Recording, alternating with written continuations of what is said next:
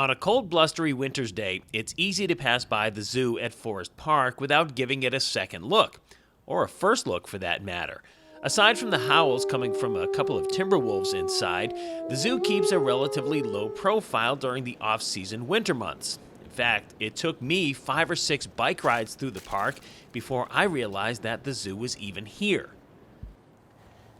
Anyone who's been to Forest Park countless times and not realized that there's a zoo here should know that they're not alone. But while it may not have been in this exact location the whole time, there has always been a zoo here since 1894.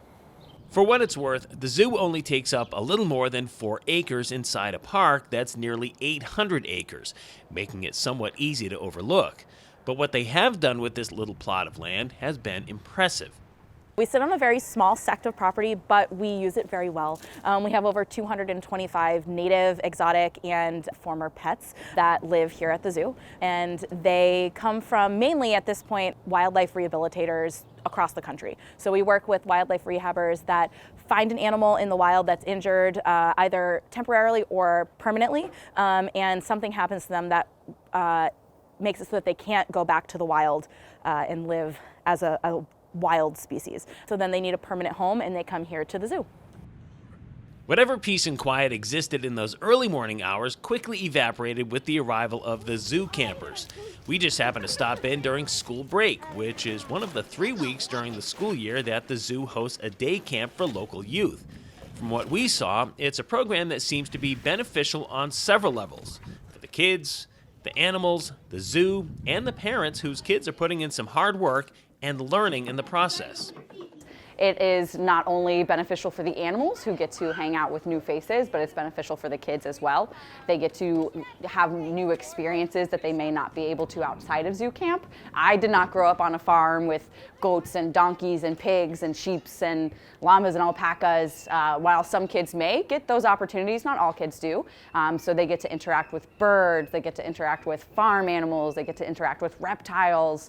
My favorite is when you see kids come out of their shell who did not like certain animals, and they get to learn kind of how cool all animals can be here. What often occurs is that several of these children will end up becoming return campers, which may possibly lead to them becoming volunteers or going into their educator training programs. And since education is one of the key tenets of this organization, that circle of life is exactly what they're hoping for. When we run a zoo camp, we're doing so with the baseline of this isn't just about give the kids some crafts and put a movie on while their parents are at work. This is about teaching all youth about the importance of nature and their place in the ecosystem. Humans often, forget that we have taken up the space of wildlife, and that wildlife are then driven into more populated areas. That's why you see them out on the roads. That's why they're being injured. That's why they're being pushed out of their homes and are orphaned. We are at the root of a lot of that. And so for us, it's very important for us to teach these kids that they have a job to do in the world as they grow. And it's to recognize their place in the world and the importance of biodiversity and how we all have to do our part to make sure we're protecting native wildlife. Of course, it takes a special kind of instructor to not only corral all of the youngsters, but to keep them interested and wanting to learn. For instructor SOPHIA DELEGATO, doing so has been a bit of a childhood dream come true. If I had a zoo camp in my hometown, I would have came to every single week. I've always loved animals, and now I get to be the one inspiring kids to also love animals. So it's really nice to get to be here and get to do this with the kids.